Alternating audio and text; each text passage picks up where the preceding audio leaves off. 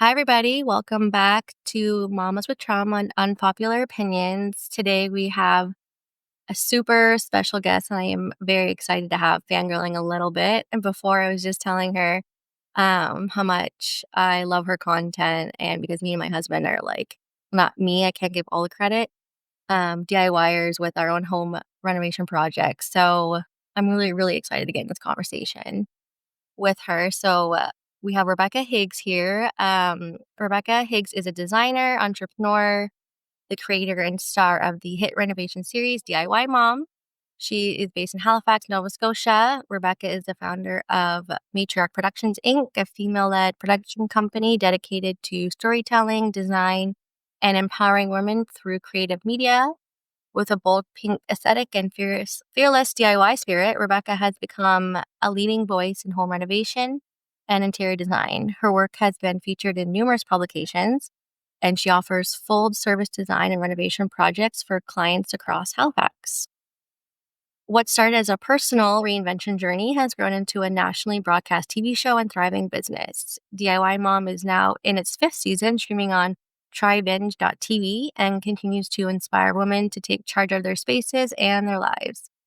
Rebekah lives in a pink house in Halifax with her daughter Lennon and their rescue pup Ziggy, and she believes in the power of creativity, community, and a well-placed coat of paint.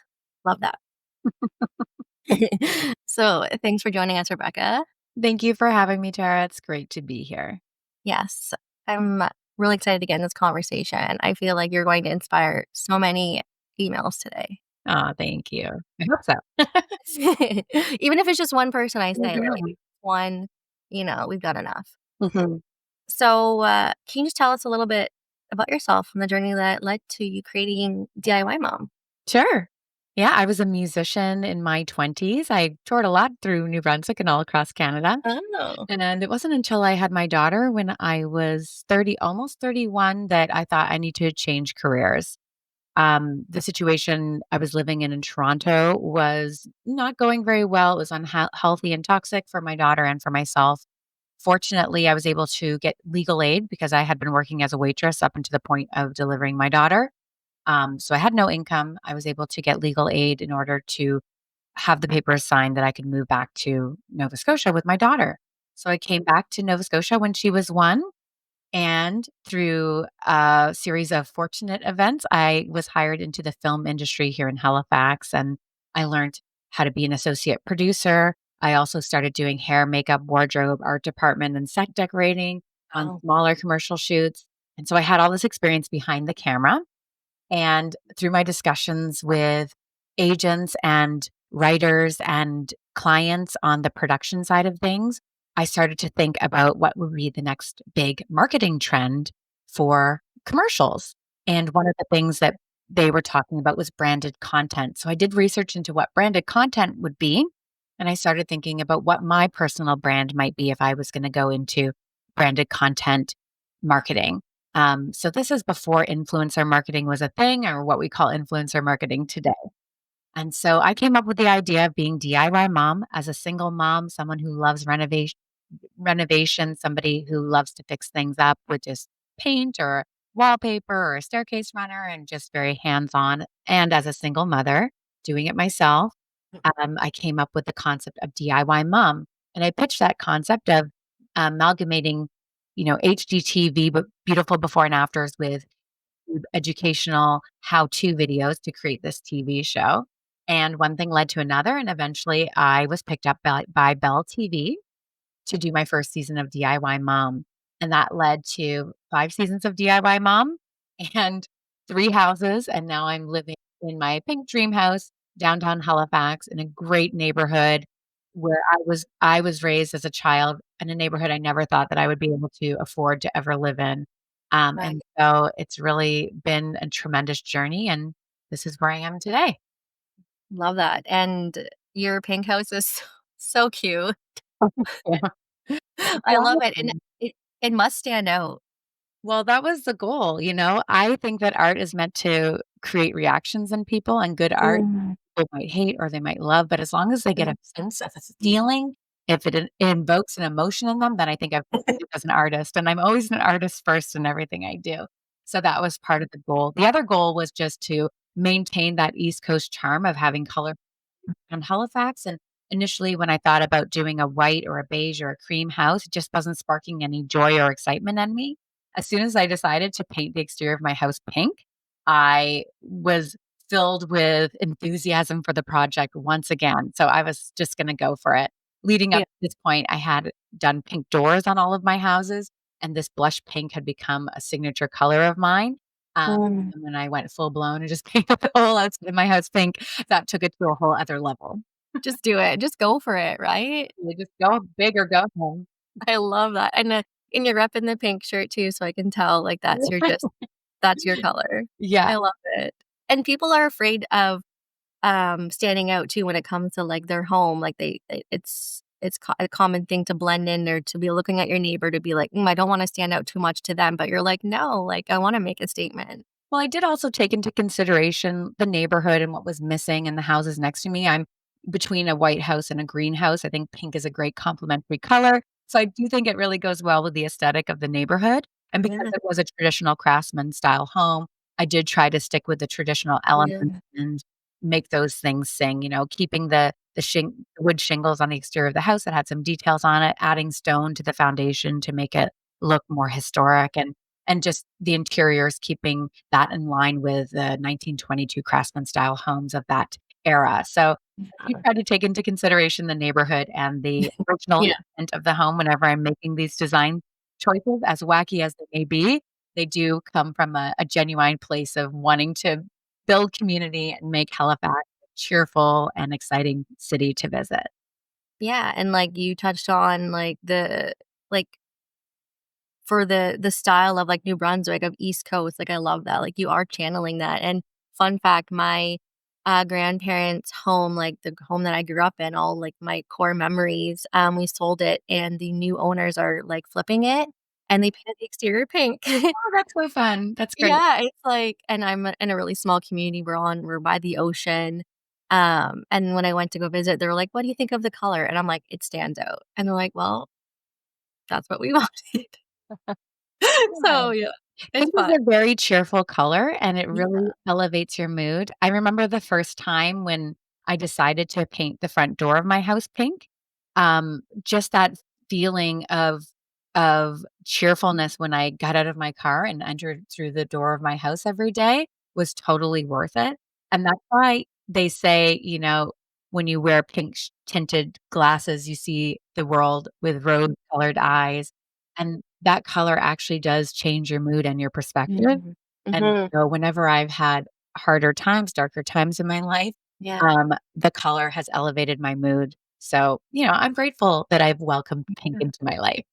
I love that. So we're gonna steer a little bit here. Yeah. We're starting off a cheerful cheerful start here, but what was your experience like in, like, early motherhood? You talked a little bit about, the start of your journey from being in Toronto and moving back and whatnot, and what a little bit of what happened, but yeah, like, what was that like, and how did it shape you?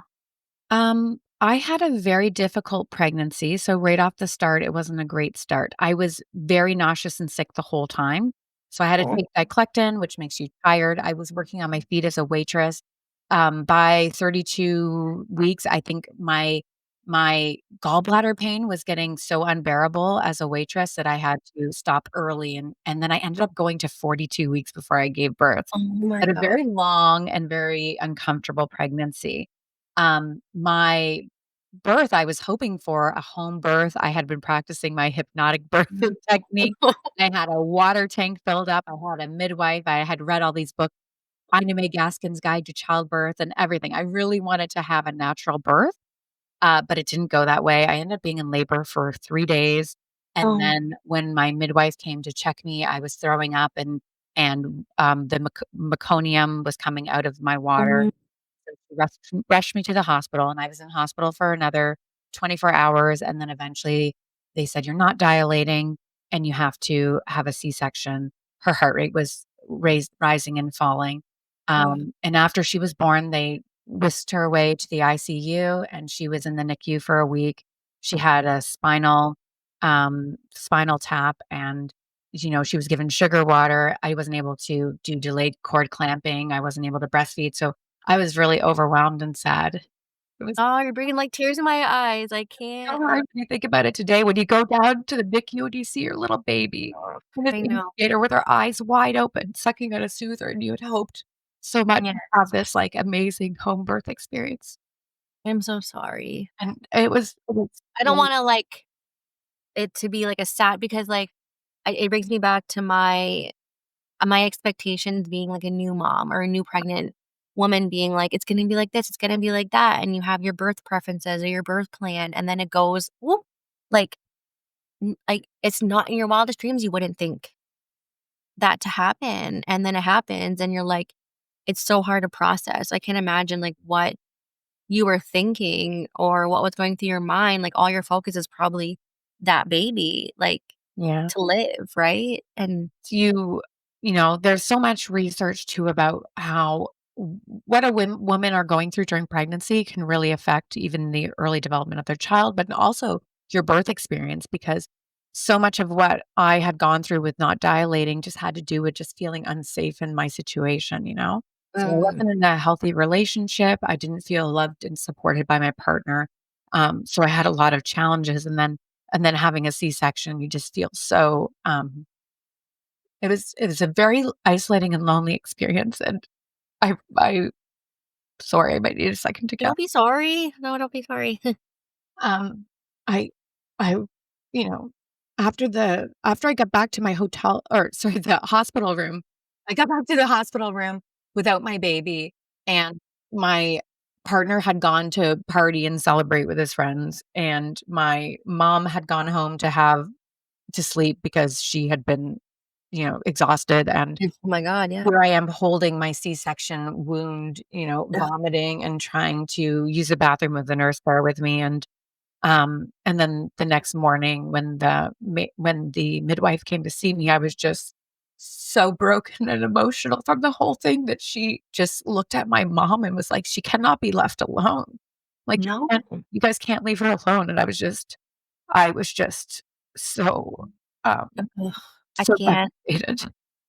I can't like, you it's so important that you highlighted that during labor, you didn't progress because you weren't feeling supported. Like, having a team, whatever if it's your partner, if it's the hospital staff, if it's anyone, it's so important, and I learned that from my first, labor versus my second, like, how, much of an impact it can make if whether you feel, like, supported, you feel like part of the experience versus when you don't. It's true. It really does have so much to do with it, and, I don't know how much you wanna share about what was going on at that time, I mean, it's up to you, but, like, you not only were you going through such a tough time emotionally with your partner, and then you're gonna be welcoming a baby, and your expectations probably too of that, like, is it going to make Yeah. things better, like and then your birth experience is super traumatic and your partner leaves you, I can't even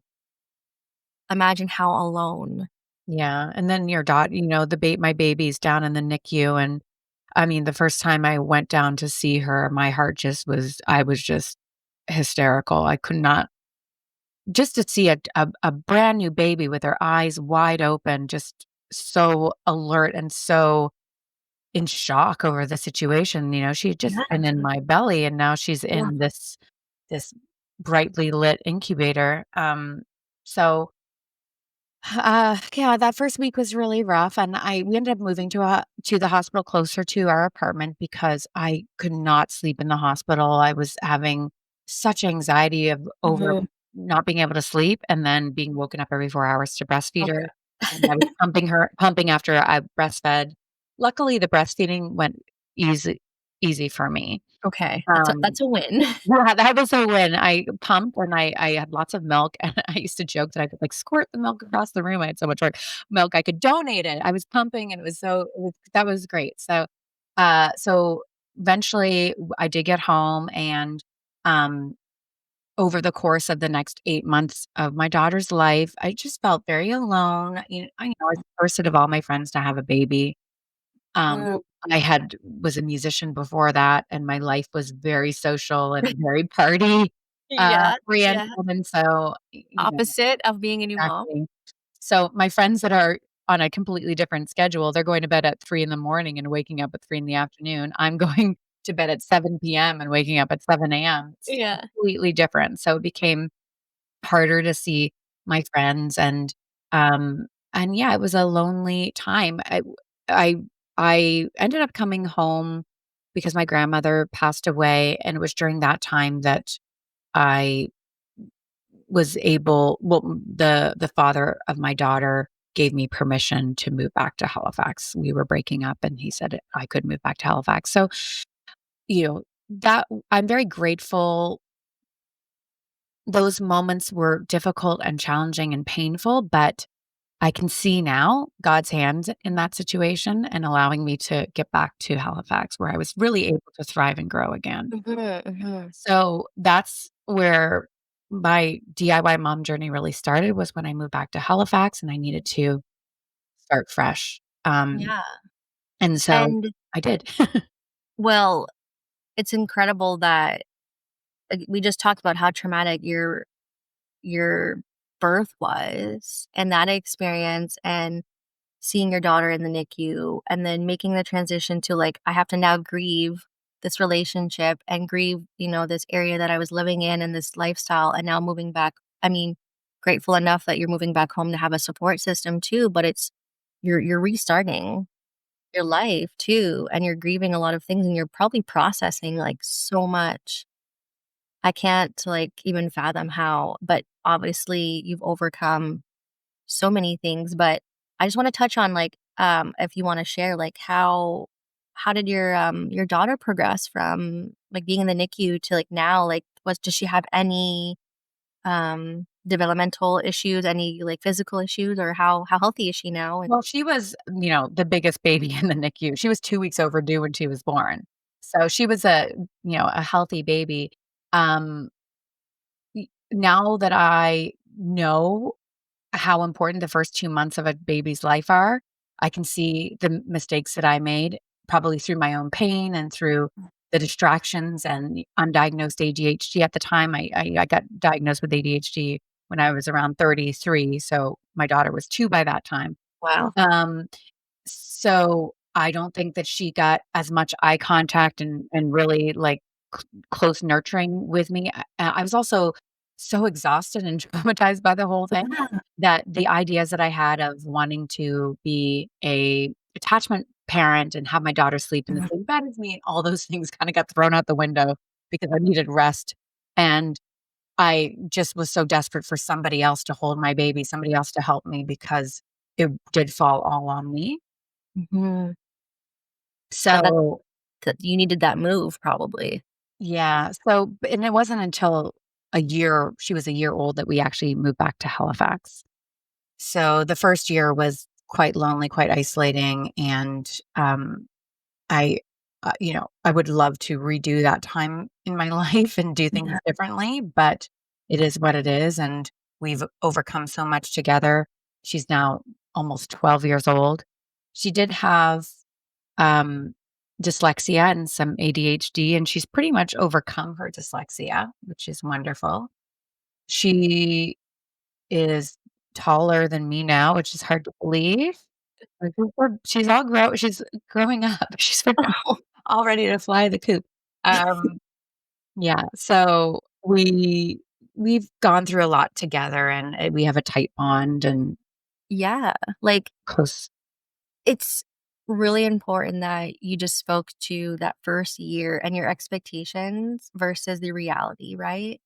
Because not only are we, like, sleep deprived, we're, like, 24/7, we need to take care of this tiny human, and we're trying to also, like, be present and do all the things that we're expected to do as moms, but also be, like, independent and also like, thrive, and, like, there's so many expectations of us. So but you overcame that, and, like, so what do you think got you through, like, that tough time to being like, "Yeah, now I'm gonna, like, start this, this career," and Oh, well, I had this moment when she was, like, 3 or 4 months old, and I was driving in a car with my uncle and his girlfriend at the time, and she had been in a 30-year marriage that was abusive and unhappy, and raised 2 kids in that marriage, and only now as a 60-year-old, she had left this marriage and was on her own again, and she said, "It's better to leave when they're young Mm, because they don't remember." mhm, And I think that kind of lit a fire underneath me a bit to think, "Okay, I gotta get us out of this situation now," realizing he wasn't gonna change, and his mm. behavior wasn't gonna change, and I was raising a baby and a teenager at the same time. Huh. Um, so, between his behavior and just the responsibilities as a mom and knowing that I'm completely responsible for how this child turns out and wanting the best for my daughter, I knew that the best for her would be to not be in Toronto anymore and to get back home to Halifax where we could own a house, we could have a yard, we could have family supporting us. So all those things I just prioritized and I made it happen. And like the make it happen mantra that I've shared a number of times Yeah. is just that has gotten me through so many situations in my life where I realized I needed to pivot or change or make something happen, and I just did it, and I knew that it fell on me to make a change in my life and to make my life what I wanted it to be.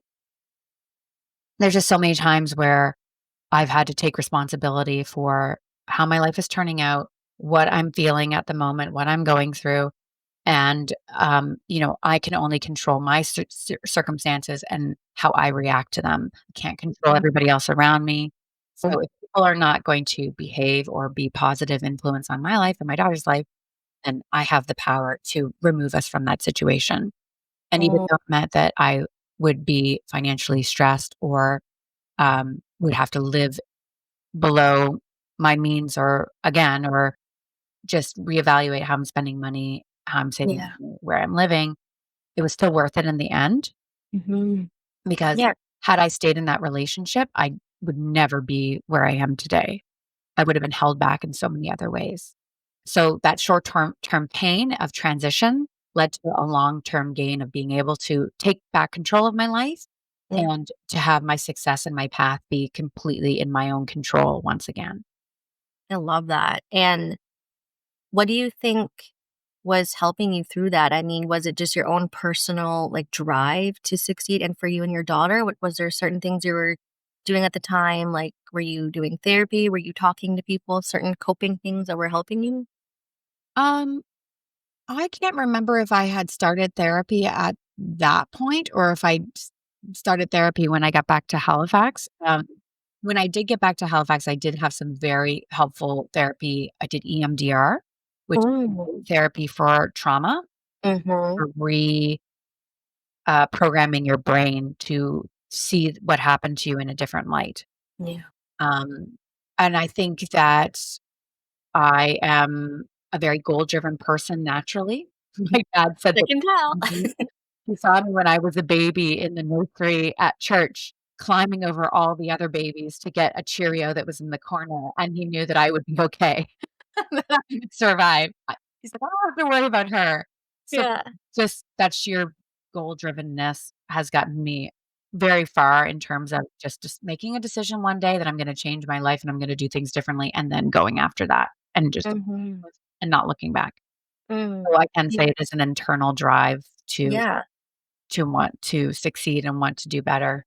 And I've always loved psychology. I've always loved studying human psyche and understanding myself and understanding others better. I Mhm. do see a personal flaw or something that needs to be worked on.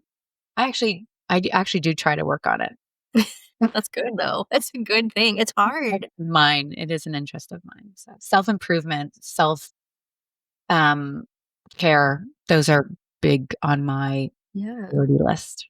It's hard to look inward sometimes, right? Like, to really sit with those uncomfortable feelings, those, like, dark parts of you, but it's also important because that's where we find ourselves and, like, can grow from, and we learn, like, who we are and what makes us tick and what makes us succeed and all those things, and doing EMDR, it's, I've also done it myself, and it's it's something I wanted to avoid for so long because 'cause I'm like, "I don't wanna, dig into that. Like, why do I'm fine," you know? But until you start doing it, you realize the benefits from it. So I'm really happy that you were able to do that. I I mean. got very high value out of EMDR because I did 3 sessions with a therapist on one thing where it was that the feeling of being permanently damaged and I'm never going to be okay because I'm always gonna be this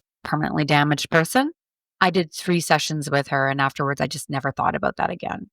So it was so Mhm. easy for me to shed that and be done with that thought.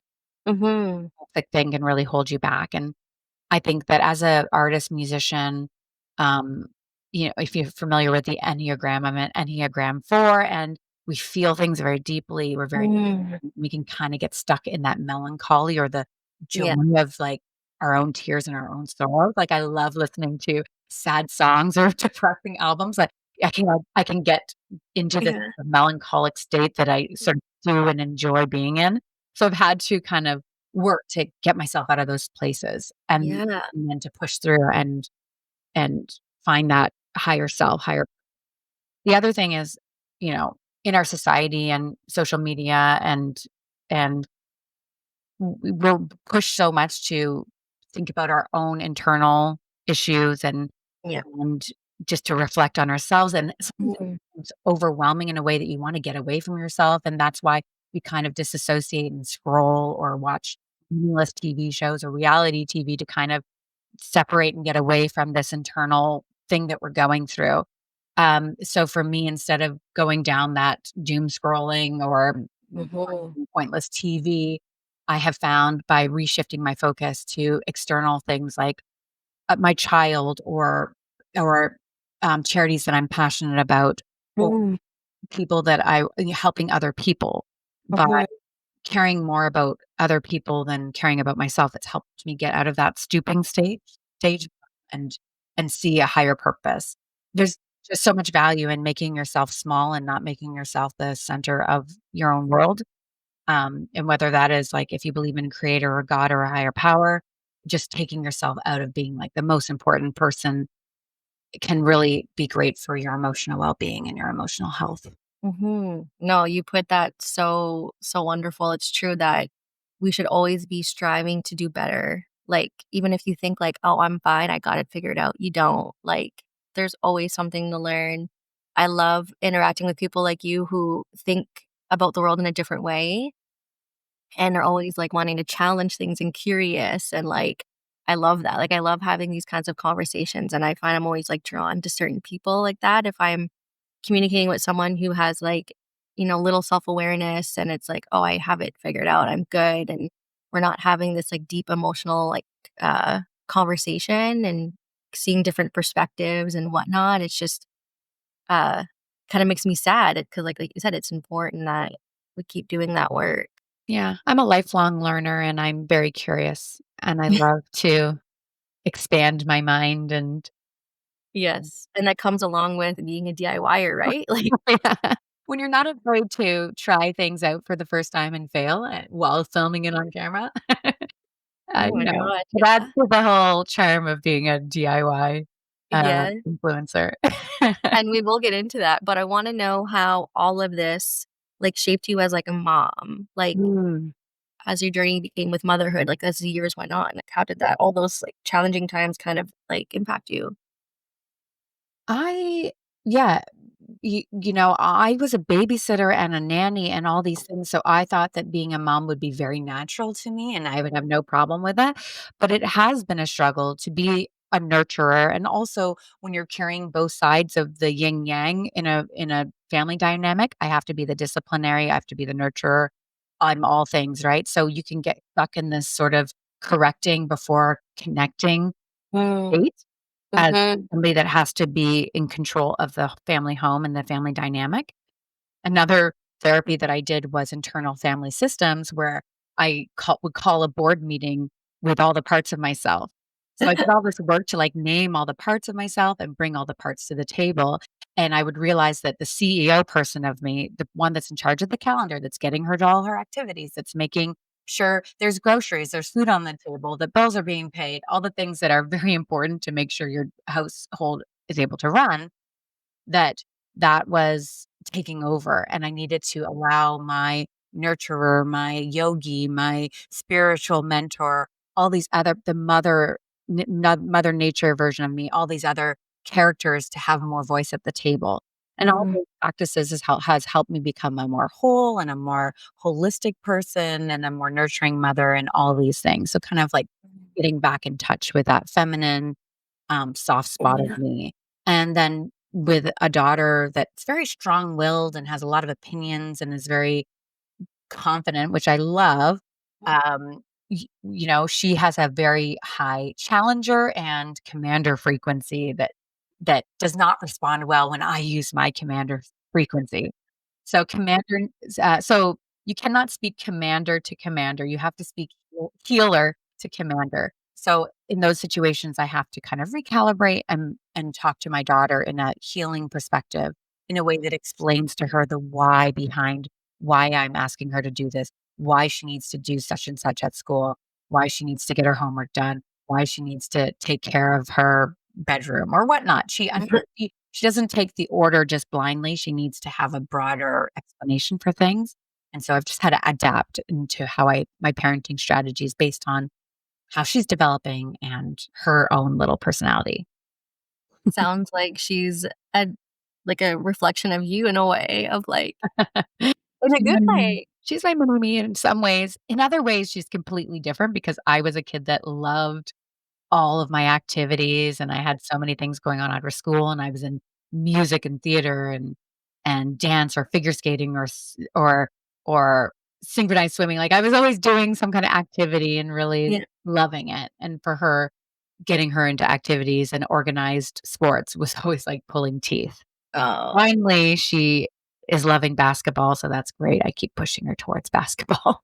well, she's found her thing, right? And that's good. It's hard when you kind of want your child, you're like, "Oh," like, you envision what they're gonna be part of and do, and they're gonna wanna do the things you do, and then it's like, it doesn't go Yeah. that way at all. You gotta kinda steer It's and very pivot. challenging when you have a non-compliant child because that doesn't sit well with the school system, makes it Yeah, harder to parent them, but in the end, these are the characteristics and traits that are gonna make them successful as adults. 100%. So, I don't wanna stifle it completely, although my life would certainly be easier if I had a more compliant child.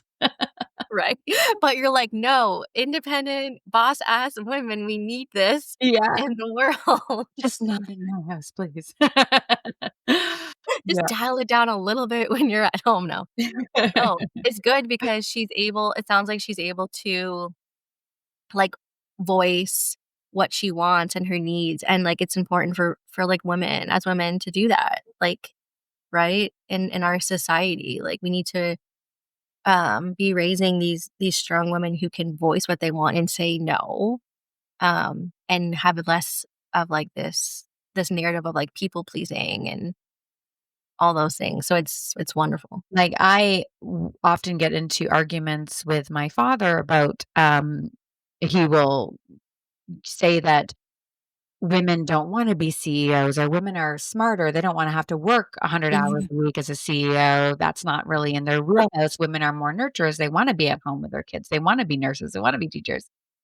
My argument is that, well, women are just raised that way, that we're not taught that we're gonna be CEOs, so if I wanna raise a woman that thinks differently and that is going to be a CEO, I have to tell her that every week as she's growing up, like, "Well, one day you're gonna be the boss and you're gonna need to know all these things." So, yeah, so I'm trying to prove my dad wrong and raise a little CEO.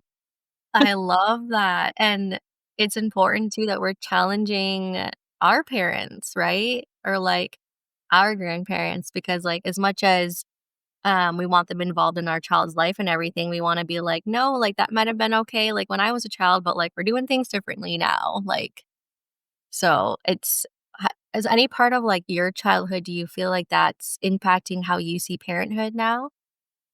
Um, I have very creative and involved parents. My mom was very involved with me growing up. She was a stay-at-home mom.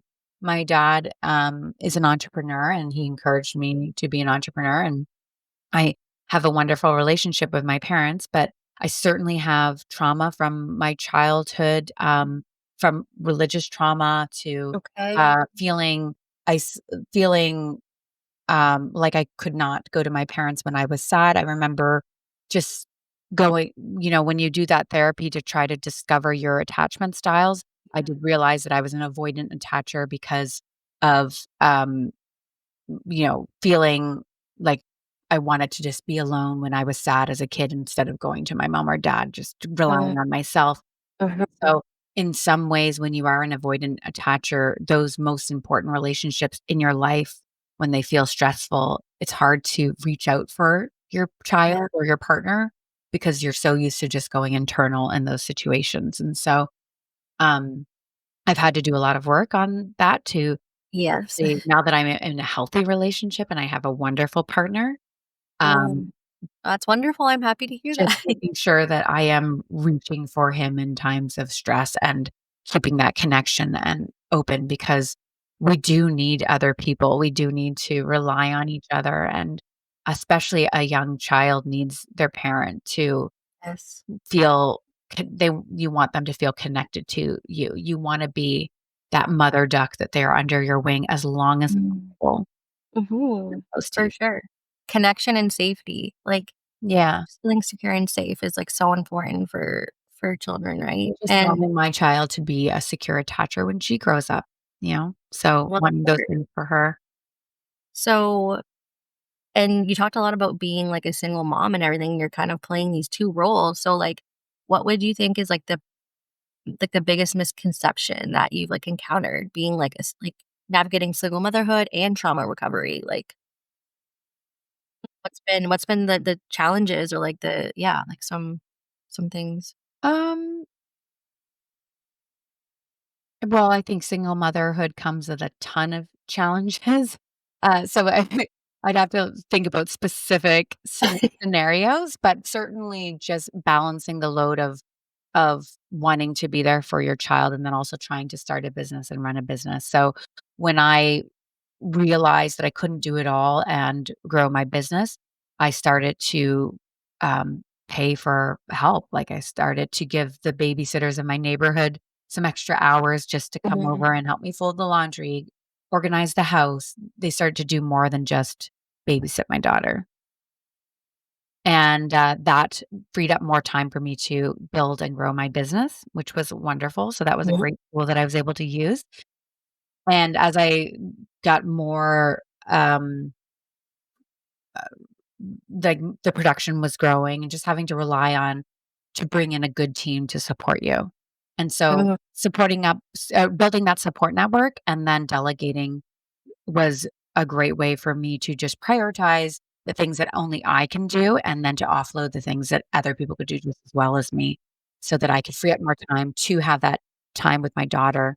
When she was little, I would work till 6 p.m., get home, feed her, put her to bed, and then start working again in the evening Wow. after she would go to bed. So it was just very busy when she was little.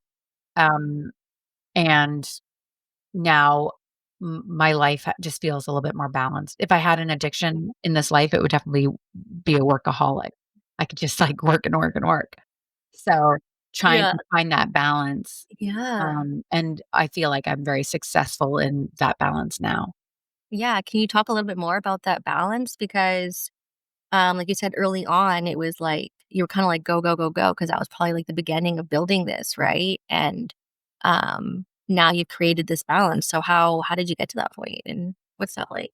Yeah, just having to rely on myself and be on my own and building a business and also taking care of all the marketing and all the brand deals and the production for the TV show and writing the scripts and hiring all the staff and making the show happen and then marketing the show and all the things. Like it was just becoming very, very overwhelming to do it all in Yeah. 24 hours that we have in a day. Yeah. So I um built a team of people that had all kinds of different talents, and I was just look I whoever was working for me or interested in working for me, I would try to discover their talents and their abilities pretty early on so that I could delegate more of those things to them. And then hire where I needed to fill the gap. So if I needed somebody that's better at bookkeeping than me, I'm not a great bookkeeper. I'm not really good with receipts or organizations. I've become very good at organization as I've gotten older because I've had to, but I would Yeah. organization is not a strong point of mine. I think that the things that only I can do are visionary things, thinking about my brand, thinking about how to grow the brand, putting the looks together, deciding on the design concepts around things. Those are really in my wheelhouse. And then a lot of the other things I can offload to other people. But when I built my business, I mean, I designed my own logo, I built my own website, I um, reached out to all the brands to come on board. I started with the concept of just filming my renovations and then expanded it from there. So I Wow. negotiated all my deals with Bell. I negotiated all my deals with brands. So it was very Wow. time consuming. Um, but very interesting because I love, uh, oh, again, a learning experience like that. Just becoming an expert through my own personal education and my own experience in life is just the best way for me to teach myself, Mhm. as someone that loves to learn. Well, yeah, and you're talking about all the things you've had to do, like, that's I'm like, you're making my head like, "Whoa." It's a lot, like, being a mom in itself, like, the mental load we carry, and with you being a single mom, like you said, you had to, kinda decipher things and lean on other people, and that's so great that you found those people, to support you and help you, and then you're growing a business and whatnot. Did you ever experience burnout at any stage? Or and if so, like, how did you kinda bounce Yeah, back? absolutely. I've had ton of physical injuries that have really put me under the table. Like one of my characters in the boardroom was this injured woman that just laid underneath the boardroom table. And when my daughter was 5 months old, I had a herniated disc in my neck, and I was pretty much in bed rest for 6 weeks. It was horrific, and I was the maid of honor for one of my friends and her wedding, and it was a huge 4-day wedding, and I had to do a speech, and I had to play a song at the wedding, and then I had Oh my gosh. and I was just in incredible pain. If you've ever experienced nerve pain, it's unlike anything else, and just nothing helps. I remember just being in a cold sweat, like looking just like this, just having this glaze over me, like the pain from the pain. And Ugh. my friend's mom, who was getting married, was like, "You know what you need is a glass of wine and a muscle relaxant. That's the only thing that works for nerve pain." And she was right. Uh, but we're having to keep my body healthy so that that nerve pain doesn't come back. I have an osteo and a chiro and different techniques that I've used, and I do Pilates every morning to keep my body in shape because, um, a lot of my weak neck and things stem from not taking care of my body in my 20s, and so over the last 10 years, I've had a very purposeful Pilates journey and practice that's really helped me. And then, um, so yeah, so I've been burnt out, I've had concussions, I've had body injuries, and then I've felt been so overwhelmed that I just get full of anxiety, and it's like, there's nothing I can do except for lay down and try to take a nap, but I can't nap because my head's just spiraling and Right? from the Ugh. anxiety. And so there's only been a few times where I've just been in tears with my mother on the phone, and my mom's like, "I'll come over and do your laundry," because 'cause I'm just, like, crying over the piles of laundry, like, "There's just so much laundry to do, and I'm too overwhelmed." And my mom will say, "Okay, I'll come over and do your." Having a mom that can come every once in a while and do the laundry or make a meal for you or just nurture you and take care of you. We all still need our moms in some Yeah. and, so, yeah, so I've definitely had to cry out for help. Literally. Yeah. But, like, Oh. it's important that you say, 'cause I feel like sometimes in motherhood, we feel like we have to do it all. Like, "I can do it all, we have to do it all," and we don't rely on people until it gets really to that point of, like, burnout. So it's important to reach out to those people, like or would you People say, like recently, like, on I think it was CTV or CBC interviewed about me about parent burnout and how it's so much more than it used to be because our children are so much more reliant and attached to us than maybe we were to our parents, and so, like, my daughter still sleeps in my bed every night. It's like, in a way, I just I'm desperate for a little bit of alone time, like, please, like, I need my Yeah. and at the same time, I'm like, "Well, this is what keeps her attached to me and keeps her Oh, how am I gonna push that away?" And then, I had to coach basketball this year, so I was the head coach of her basketball team. Here I'm thinking, "Oh, I'll get to drop off my daughter 2 nights a week and have some alone time," but no, instead I have to be the coach and I have to plan for the practices and then going on school trips. I often am the parent that will volunteer to go on school trips. of course you do. They send out an email saying, "We're going to the pottery lab with the grade 6s, and we need some parents," and I love pottery. I grew up doing pottery, so I was like, "Okay, great. This is so fun. I'll go." I go to the pottery lab. The pottery teacher knows me. She's like, "Oh, hi, Rebecca. You can make stuff too." And I was like, "Yes, of course I'm gonna make something." And then she was encouraging the kids to make as many pieces as possible because they might get broken and you might need extra pieces. And so I just went to town and I made a dog bowl, I made 2 mugs, I made a flower vase, I made 2 plates. And then I went back 2 weeks later so that we could glaze and paint them all, and so I do like going on the school trips. It's great to get to know the other kids in the class and see what the Mhm. dynamic is and see how your daughter's doing Yeah, in the class and what they're if they're paying attention and all these things. So I do think it is great to do that, but, because I am self-employed and I am my own boss, I do have that freedom, which is totally wonderful, and I am taking those opportunities to be more involved in her extracurricular activities, and that's building a connection, I hope, between us as well that she'll remember for sure. her. Hope That's you can like, take care of me when I'm old. oh my god, and I yeah, really but you're wearing so many different hats, like, you're your DIY mom, and then you're, like, your mom at home, and then you're part of this, you're part of that, you're grow like, that's you're doing but why do you think that as people maybe that are in trauma recovery, do you think there's some aspect of that that we need to be involved in so many things, we can't just, like, rest? So Like busy. Staying yeah, busy, yeah. yeah.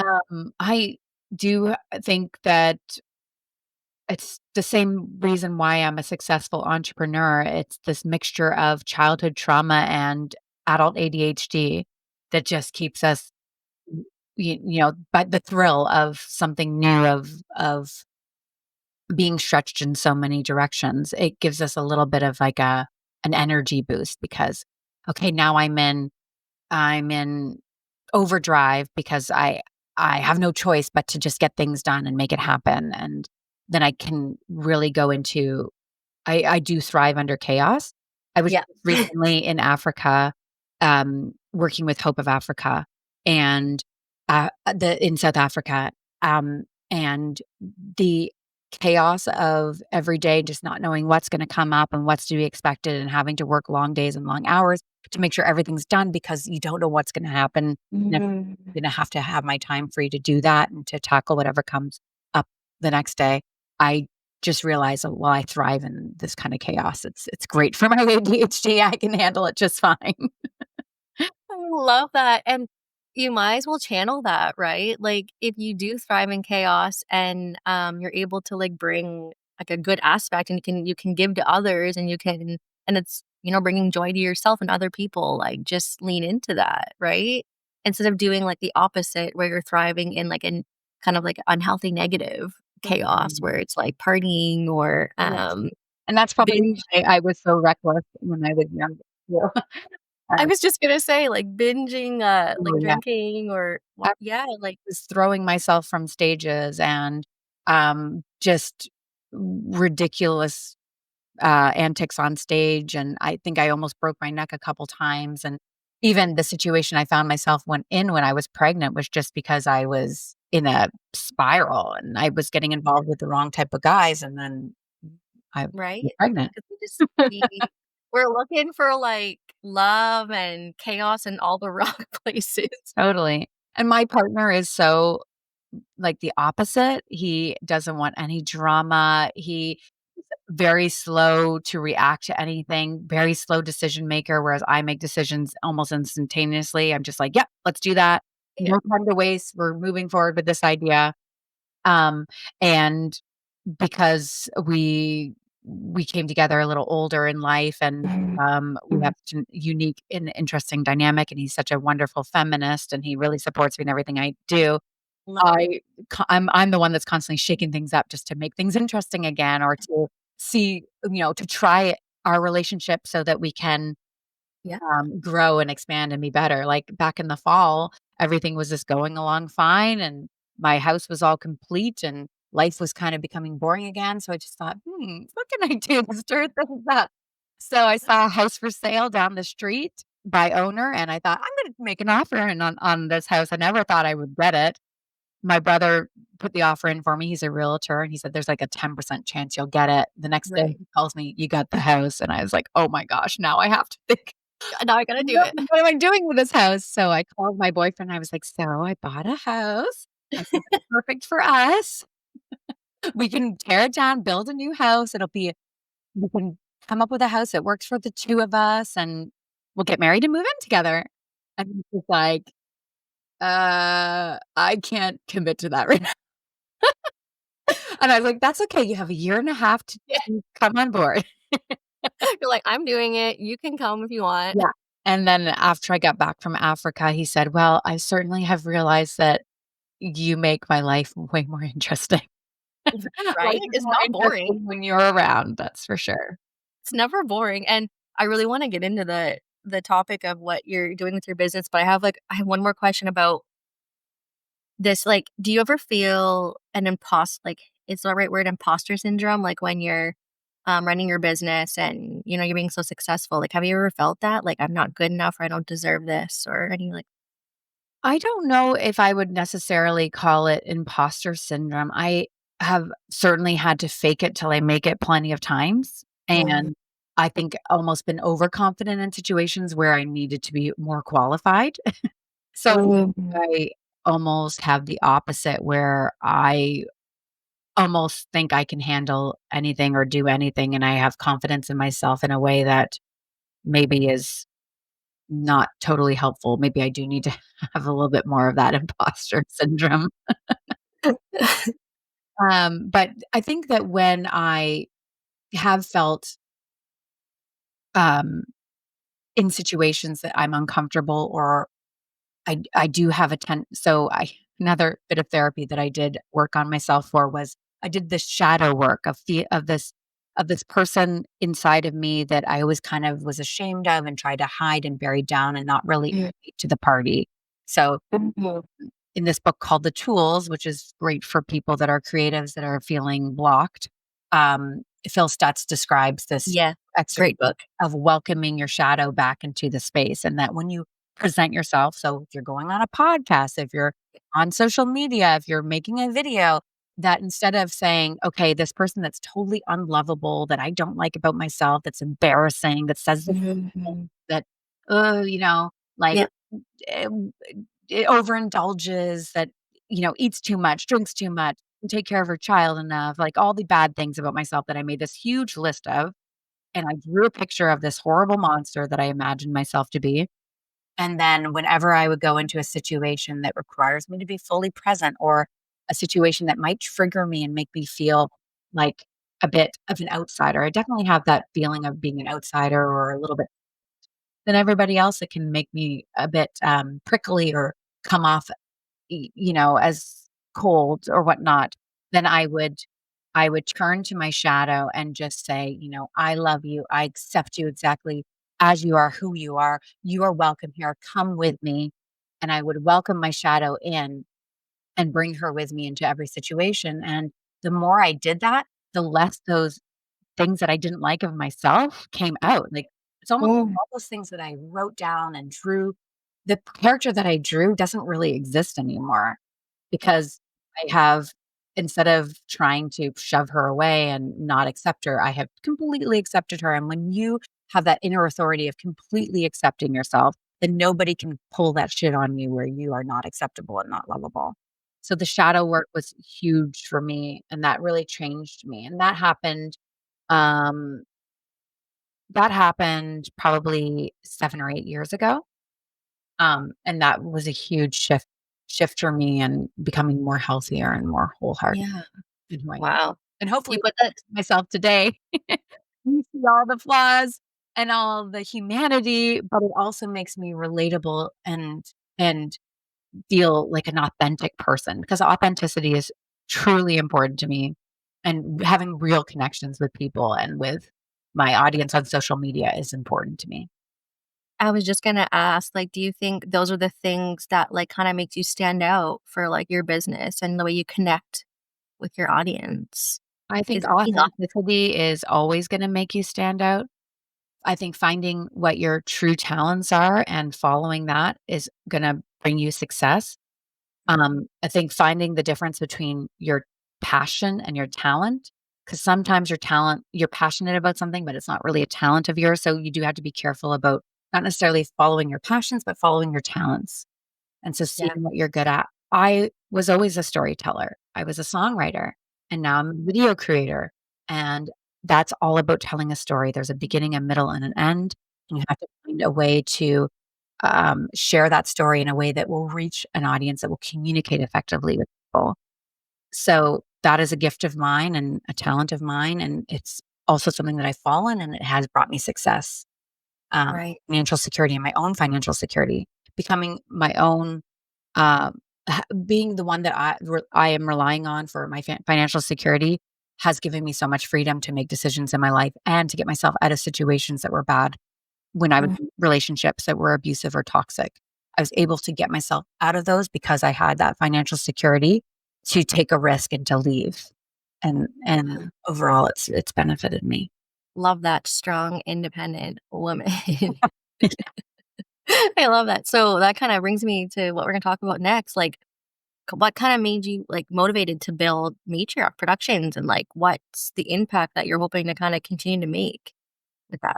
Well, I think of a matriarch as a circle, like where everybody can be involved and collaborate and work together, versus a patriarch is a triangle and there's only room for one at the top to be in charge.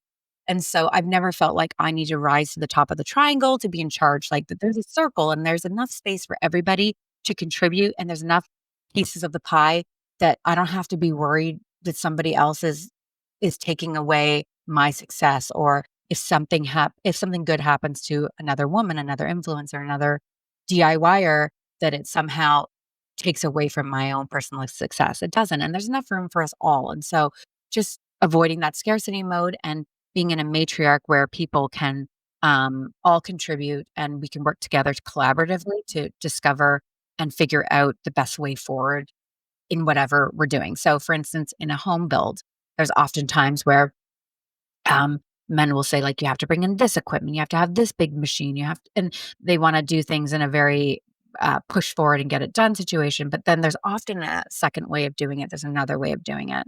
And maybe it's a more gentle way. Maybe it's a more collaborative way. Maybe we have to build a a rig and pull up the trusses to the roof together with 5 women pulling the trusses up to the roof together.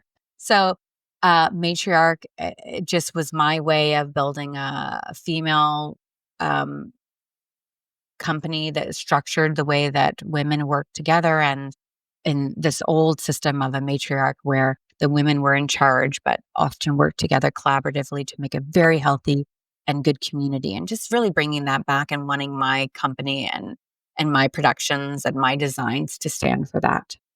Oh, that, like, makes my heart so happy, like, women supporting women, like, and we live in, like, this society now, especially with social media, like, it's such a big influence on what we're doing, right? That we're comparing, Mhm. and we're outdoing, or we're feeling we're overshadowed, or we're trying to live up to these expectations, but you're like, "No, like, let's hone in on our talents and, like, lift each other up, and, like, we don't have to rely on men or their ideas, like, let's bring spark to the things that we wanna do, and we can do it." And Yeah, it's just like baking a cake. You can't just have all flour, all sugar. You need a little salt, you need a little vanilla, you need some eggs. Everybody can bring something to the recipe, and every person has their own skills and talents. And I think that my skill as the visionary, as a leader of matriarch, should be to see what the other people in the team's skill is and let that shine and let them make an impact. And I think that when people feel a part of something, even all the men that come and work in building a home for me, I want them to catch the vision and be excited about it and see that they are contributing to a piece of art, which even a home that's being built can be a piece of art, and to take Mm. pride in that.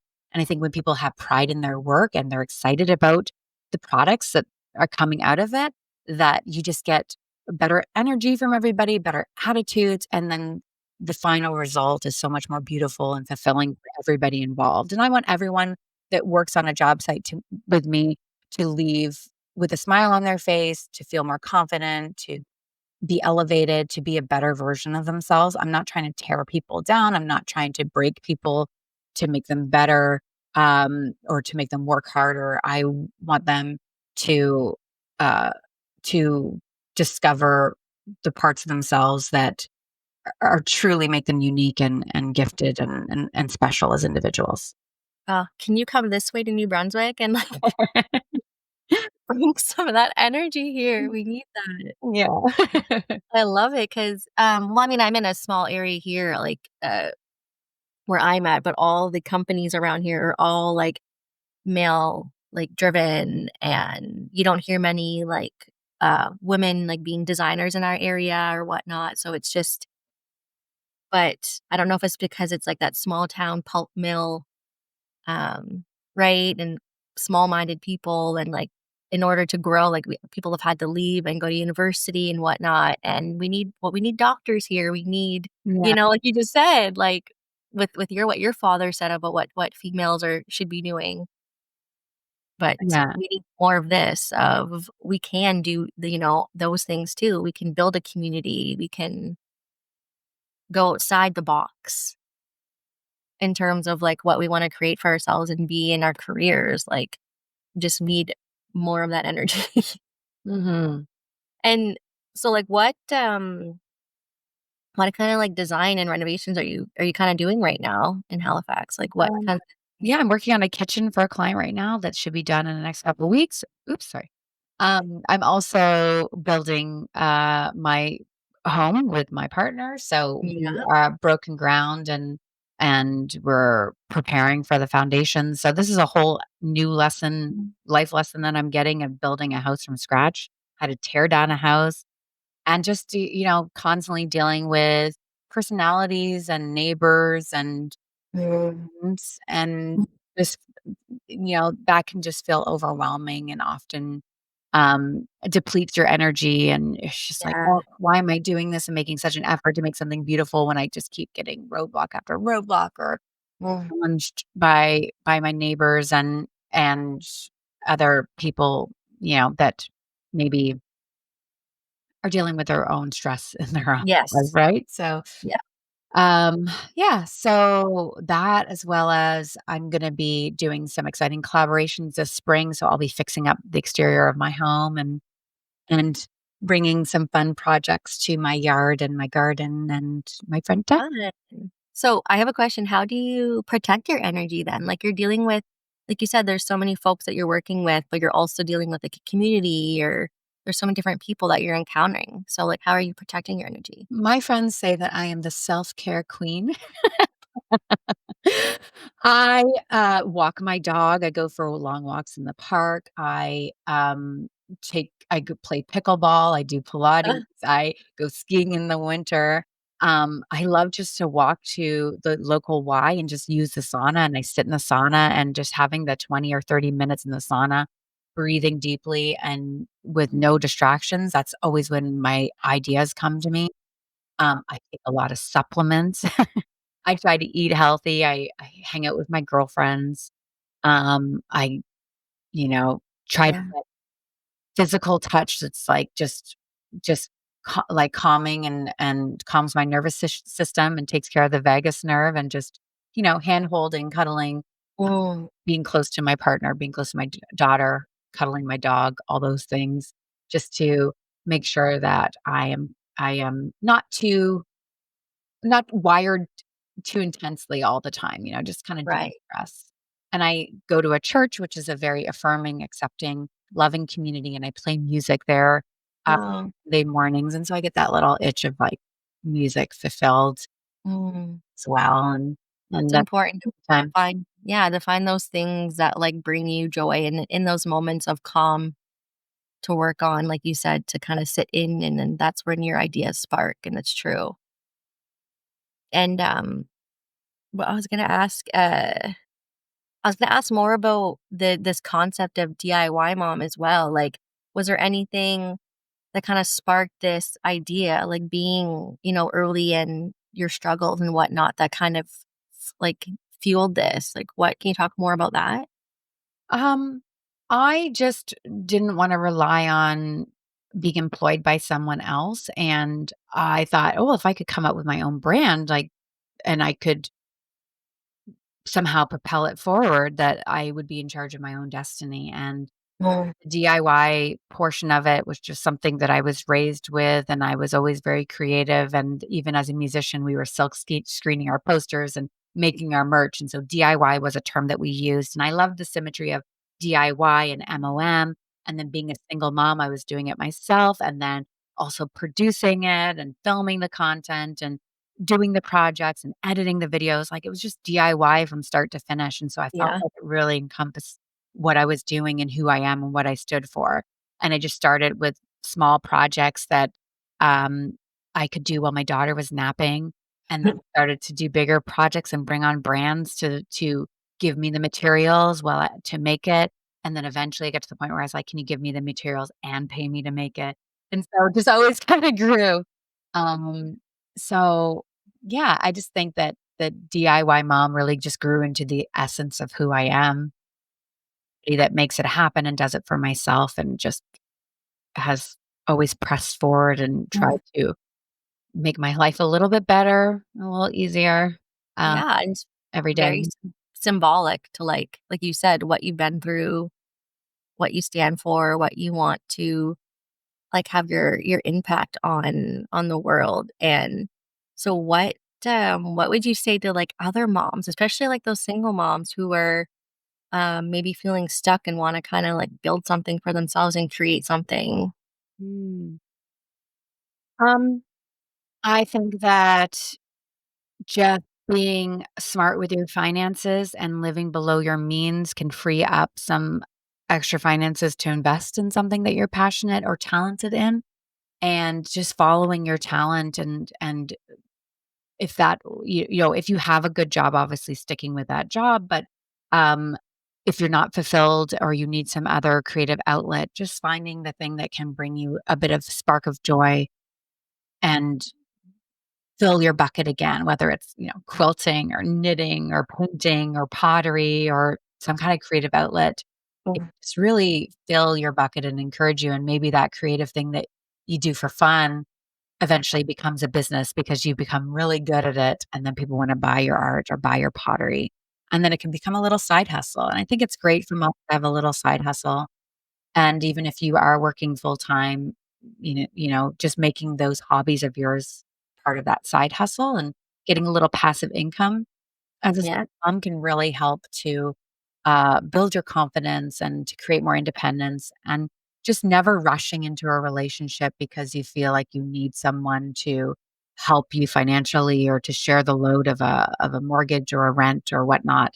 I think if we rush into relationships, it can often hold us back. And the times that I've been totally successful and seen the most growth in my business were times when I was purposefully single and abstinent for a long time. I did 3-year streak of being abstinent and single, and my career just went like wildfire, just spread. Wow. I had all this energy to put back to my brand because I wasn't distracted by trying to support, placate, or entertain a man in my Right. and, yeah, those are some of the most fruitful times in my life. That's a really important message of like making sure you're going into a relationship for the right reasons and not like, oh, I have this idea, but like I need the support from like another person. And to really like do things for yourself and grow within yourself before you get into a relationship. And even when you're in the relationship like you are now, to not become so, I guess, sidetracked or so, to like kind of like lose yourself in it, right? Where you're no longer doing those things on your own and you're relying so much on the other person. I feel like that's so important to highlight because I feel like we do that, and especially I think women, we just have because of the way things have been, that, like, men carry all the financial right? Like, the financial, load, but you're showing that's not the case. And I love that. We need this energy.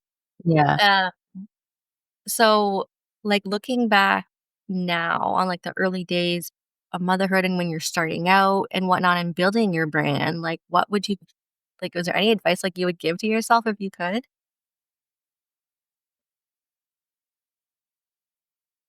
Yeah, I think that a lot of the advice are things that I've already said, like just stay away from men that are distractions and take care of your physical health.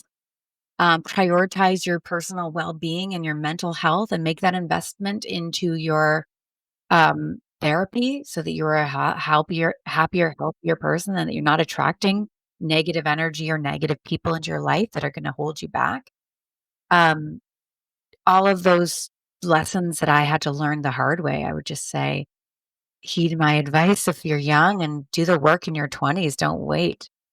Yeah, and I like you had said earlier on, like, there's some things that, you wish you would have done differently and you regret and whatnot, but it definitely shaped the way that you are now, and I feel like Yeah. you bring that into your business, I can and certainly see how everything that has happened in my life, good or bad, all have made me the person I am today, and I've learned so many important life lessons that my personal education, my understanding of, the wealth of knowledge that I have is because of the trials and tribulations and suffering and the bad things that have happened to me in this life, and especially when I saw it all accumulate going to South Africa and all of my talents and skills being useful, and even my experience as a single mom. There's so many single moms in Africa. My experience with intimate partner violence, like, there's so many women that are abused and experience violence in Africa.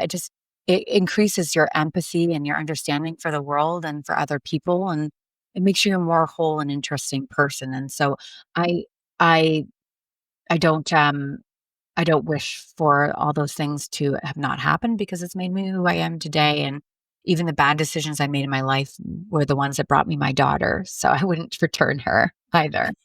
no, it's important, like, it's true, like, whatever has happened to you, like, good or bad, like, there was a reason, right? There was a greater purpose, and is there anything that you wanna touch on in terms of, like, the volunteer work that you do or the organizations you're involved in? Yeah, well, right now I'm just excited for this new chapter of building a housing initiative in South Africa for single mothers and women who graduate from Hope of Africa to build their family homes and to um, get affordable funding and affordable loans to help them do that. And so it's all um, it's just so wonderful to be able to give back. And the more I make and the more I'm able to give, and it's a great feeling, and just not holding Yeah. onto your money too tightly and letting it flow and being generous with it. Um, as I've always seen that river be replenished. I've always been able to take care of myself and my daughter, so it hasn't stopped me from being generous, and I just hope that I can continue to be even more generous as I age and as I go into this later decade of my 40s, just doing more of that work. Oh, I love that. Is there anything else you wanna touch on or any other messages you wanna, like, give out to, like, our listeners or No, just thank you so much for having me and letting me have the space to share my story. And I just hope that if you have listened to this and you connect with me, that you will reach out on social media and say hi. I'm at diymom.ca on Instagram, and my website's diymom.ca. And so you can find all the links to all the shows and follow my journey and see why I'm where I am today if you go through, those 5 seasons of the show. Yeah, that was gonna be how I was gonna end on is, like, where can folks find you, and do you have a new season coming up, did you say? No, DIY Mom TV show is done, but I did 5 seasons, and all 5 seasons are available on trybinge.tv, or through my YouTube channel that you can easily find through diymom.ca. It'll link it right there, and the new project that I'm doing now, you can follow along on my Instagram. I share my life as it is now and projects I'm working with there, so, yeah. Yes. Love that, and, thank you so much for joining me for chatting, like, you sparked a little bit in me today. Like, you've kind of given me some inspiration. Like, I wanna go do something, like, badass now, I feel like. I hope I you think do. I hope you do. I'm like, Mm. I can just take on whatever. So thanks everyone for listening and for our listeners for tuning in and supporting us. Just before we wrap up, please make sure to follow, like, subscribe to Moms with Trauma and Unpopular Opinions on Spotify, Apple, and YouTube. And make sure to join us on Facebook, Instagram, at Mamas with Trauma podcast, and stay tuned for some more updates and yeah, follow along on our journey as we share some more experiences. So thanks again, Rebecca. This was like such a lovely chat. And I would like love to have you back. I feel like there's so much more we could talk about if you're ever interested. I feel like Yeah, we could just keep totally. Yeah, anytime. Just let me know when. thank you so much. Thanks, Tara.